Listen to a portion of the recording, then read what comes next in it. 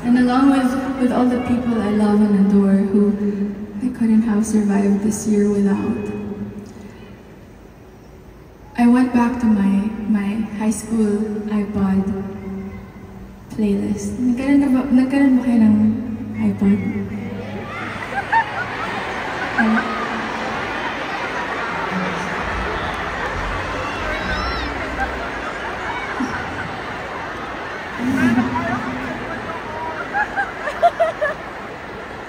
Playlist, ganyan. Tapos pag pinapakinggan kayo, nag-GM kayo, tapos nagpaparinig kayo. Isa lang naman sinasendan niyo ng GM kayo. Isa sa mga nasa high school playlist ko nun is this amazing person who allowed me to believe that people who have the same music as me can make a mark in the industry. So ladies and gentlemen, give it up for Ice Sigera.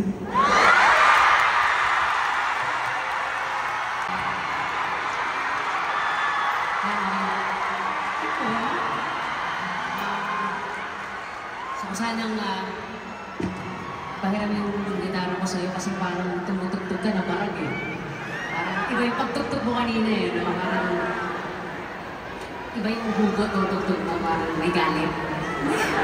At saka, parang, ewan ko kung ako lang, first time ka itong narinig na kahit napaka-sweet pa rin.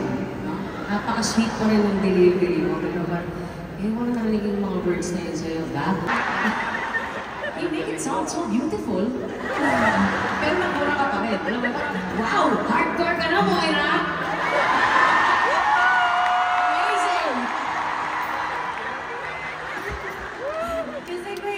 Diba, nag-idol nga ako. Tapos, nung nag-idol ako, kasama namin si Kuya Chito nun. Kaya? Puro mura yun. No wonder. Oo.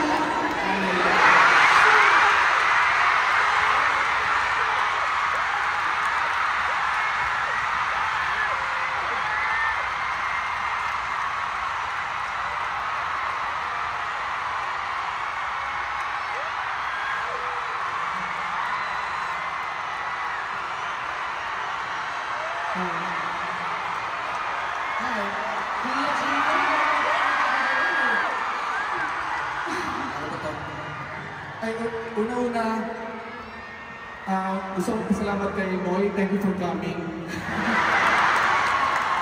And then si Moy, parang niya talaga ang kuya. Tapos syempre si Ice, kuya natin siya, mas matanda siya.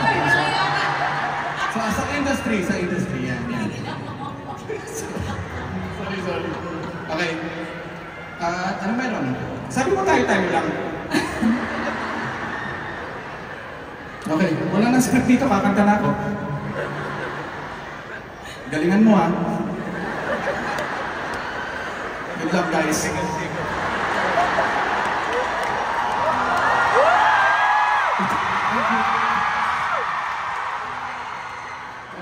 Nagsisisi ka na ako, ba't mo ako sinama, no? Kanina ko pa sinabi tumugtog yung banda, ayaw tumugtog.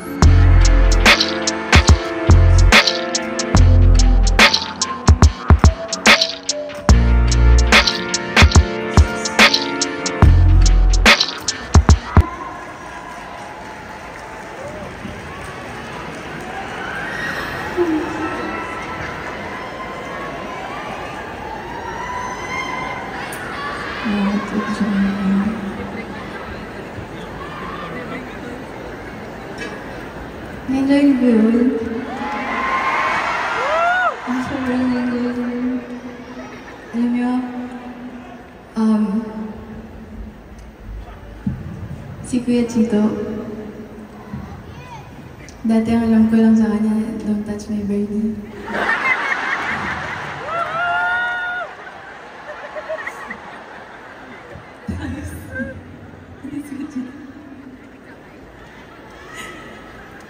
Pero nung nakasama ko siya sa Idol, and nung nakasama ko si Kuya Ice nung tour, my conversations with them were the most memorable and just the deepest.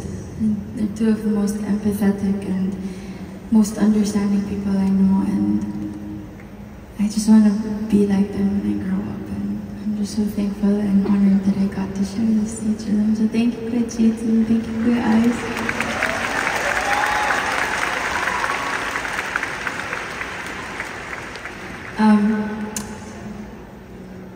Apart from them being kuyas to me, I also look up to them as songwriters. And this next song that I'm about to sing to you is probably the hardest I had ever had to write.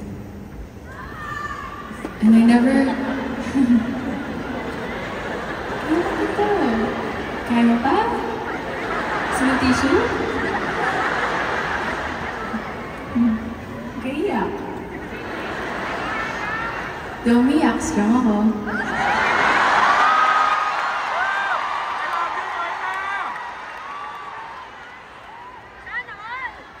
Joke lang, umiyak ka na. Hindi lang nakita. This is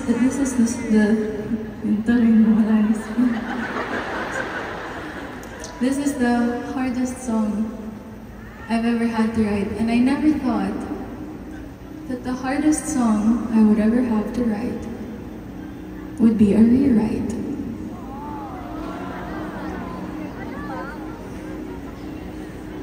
This one is called Rewritten Now.